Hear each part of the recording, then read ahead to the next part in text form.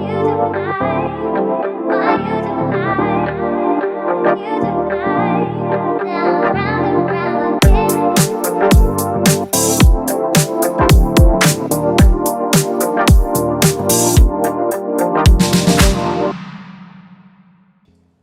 perfect. Well, thank you so much for focusing your lens on Hollywood Melanin. I'm Betty. How are we feeling today, ladies? Amazing, beside ourselves. Okay, I've been moonwalking since the trailer dropped. I love the trailer. I love the story and the narrative behind Harlem and what Amazon Studios have been doing for just representation and inclusivity in general. So let's talk about your guys' characters. I'm getting a lot of laughter. I'm getting a lot of confidence. Talk about these Black women that you're working with and then how your role plays a part in that. Honey, I am such a fan of these women. Before I even got on set, I've been studying the Megan Good since forever. Like a humongous fan to the point that I have a video. Well, one of my friends worked with her before and knew how obsessed I was with her and got her to say hello, Shoniqua, and all that stuff. So I've been gagging for like 4 years, and I'm so grateful to like be here with them. And I've just, my role in it, or at least the character of Angie, is just, she is so vivacious. She is so full and dynamic and confident, as you said. She is completely,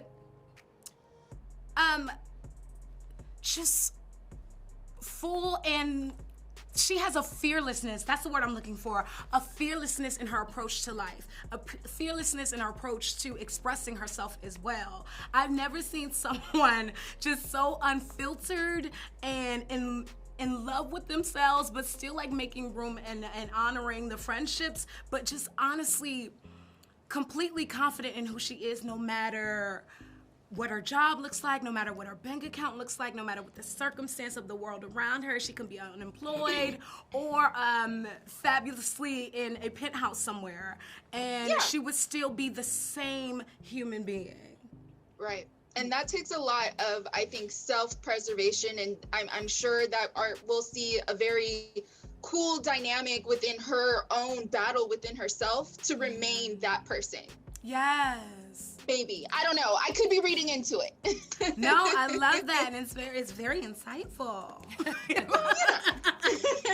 And Grace, you, and I want to talk about both of your projects because I don't want to just put you in a box of, oh, we're just acting. I know you have a children's book out that I kind of caught a glimpse of, and Shoniqua, I'm sure you have projects at the Yin Yang. So talk about, how you're juggling.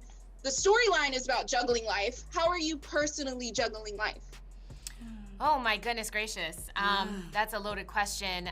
Literally one day at a time. I don't get it right a lot of the time, but I feel like as long as I wake up every day and I dedicate my time to 3 specific things, and then I feel good about how I'm balancing and juggling things. Self-care has been a big thing for me despite all of the career stuff. So, despite the Harlem and the wonderful films and the children's books and all that kind of stuff, I feel like a lot of times I leave myself on the back burner. And so self-care has been something that has been a huge focus for me this past year. And I always find that when I take the time for myself, I show up even better in a lot of these circumstances. And so I guess I would say that I would say take care of yourself first, and all aspects of yourself first, and then you'd would be better able to balance the things in your life. That would be me. Mm-hmm. Well, I mean, of course, chime in if you got something to add to that. Being more intentional with living in gratitude. That's good. I literally have to take a moment at the beginning of the day to focus on 3 things that I am grateful for this day and 3 things that I love about myself this day.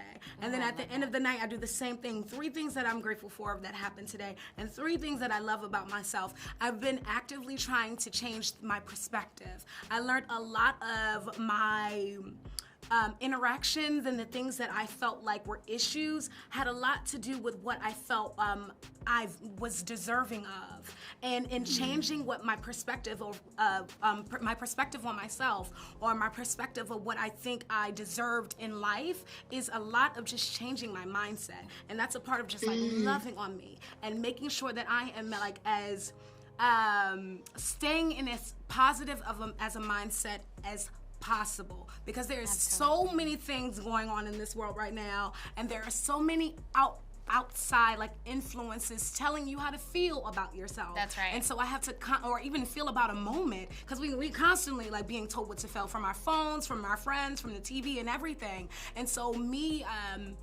being intentional and saying, I'm going to live in gratitude today. I'm going to focus on like 6 things about me and about this world that that will propel the rest of my day, that will initiate this force or this pathway of thinking. It's completely like changed my outlook. And it's a daily practice. Thank because you, gotta do it ladies, every day. so much for existing and thank you. just being such vivacious and loving women. Thank you so much for lending your focus to Hollywood Melanin. Thank you so much. Thank you so much.